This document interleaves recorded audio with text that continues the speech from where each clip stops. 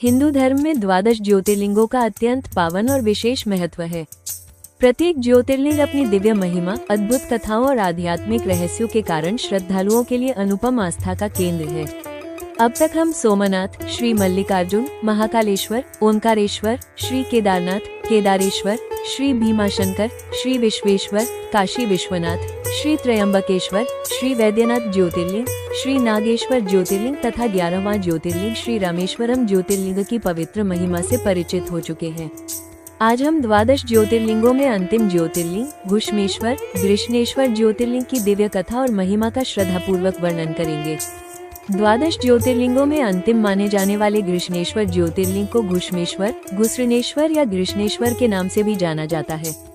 ये पावन धाम महाराष्ट्र के छत्रपति संभाजीनगर, पूर्व नाम औरंगाबाद के समीप वेरूट गांव में स्थित है। देवगिरी पर्वत और इतिहास प्रसिद्ध दौलताबाद किला इसके निकट है, जबकि विश्व विख्यात एलोरा गुफाएं मंदिर से लगभग 1.5 किलोमीटर दूरी पर स्थित है। प्राचीन काल में दक्षिण देश में देवगिरी पर्वत के समीप सुधर्मा नामक एक तेजस्वी वेद शास्त्रों के ज्ञाता ब्राह्मण रहते थे। उनकी पत्नी सुदेहा पतिव्रता और धर्मनिष्ठ थी, परंतु संतान सुख से वंचित थी। ज्योतिष गणना से ज्ञात हुआ कि सुदेहा के गर्भ से संतान संभव नहीं। ममता से व्याकुल सुदेहा ने पति से विनती की, स्वामी आप मेरी छोटी बहन घुष्मा से विवाह कर ले। सुधर्मा ने समझाया, आज प्रेम है पर भविष्य में ईर्ष्या जन्म ले सकती है, किंतु सुदेहा ने संकल्प लिया कि वो कभी ईर्ष्या नहीं करेगी। विवाह के पश्चात घुष्मा ने विनम्रता से घर गृहस्थी अपनाई। वह भगवान शिव की अनन्य उपासिका थी।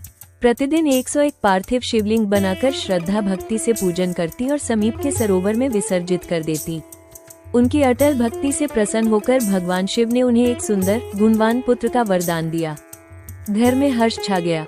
समय बीतता गया, पुत्र युवा हुआ, उसका विवाह भी हुआ, परंतु सुदेहा के मन में धीरे धीरे ईर्ष्या की ज्वाला भड़क उठी। अब इस घर में सब कुछ घुष्मा का है। अंधी ईर्ष्या ने विवेक हर लिया। एक रात सुदेहा ने सोते हुए घुष्मा के पुत्र की हत्या कर दी और शव उसी सरोवर में फेंक दिया जहां पार्थिव लिंगों का विसर्जन होता था। प्रभात होते ही घर में विलाप मच गया, परंतु घुष्मा नित्य की भांति शिव पूजन में तल्लीन रही। उनके मुख पर न शोक न विचलन, जिसने दिया है वही रक्षा करेगा। पूजा पूर्ण कर जब वो सरोवर से लौटी तो आश्चर्य, उनका पुत्र जीवित प्रसन्न उनके चरणों में नत था। उसी क्षण भगवान शिव ज्योतिर्मय रूप में प्रकट हुए। क्रोध से उद्यत होकर बोले, घुष्मा वर मांगो, मैं अपराधिनी को दंड दूंगा। घुष्मा ने करबद्ध निवेदन किया, प्रभु मेरी बहन को क्षमा करें। आपकी कृपा से मेरा पुत्र लौट आया। यदि आप प्रसन्न हैं तो लोक कल्याण हेतु यही सदा निवास करें। महादेव मुस्कुराए, तुम्हारी करुणा और भक्ति से मैं प्रसन्न हूँ। यहाँ मेरा ज्योतिर्लिंग घुश्मेश्वर नाम से विख्यात होगा और वहीं ज्योतिर्लिंग रूप में स्थिर हो गए। वर्तमान मंदिर का जीर्णोद्धार अहिल्याबाई होलकर द्वारा कराया गया। काले पत्थरों से निर्मित सरल किंतु दिव्य स्थापत्य। गर्भगृह में भक्तों को प्रवेश की अनुमति, परंपरा अनुसार नियम लागू। नक्काशीदार स्तंभ, देव प्रतिमाएं और शांत आध्यात्मिक वातावरण। घुष्मा की कथा सिखाती है, अटल श्रद्धा, धैर्य और क्षमा में ऐसी शक्ति है जो असंभव को संभव बना देती है। जहाँ भक्ति अडिग हो वहाँ स्वयं महादेव प्रकट होते हैं। ओम नमः शिवाय। यदि आपको ये दिव्य कथा पसंद आई हो तो वीडियो को लाइक करें, शेयर करें और हमारे चैनल को सब्सक्राइब करना न भूलें।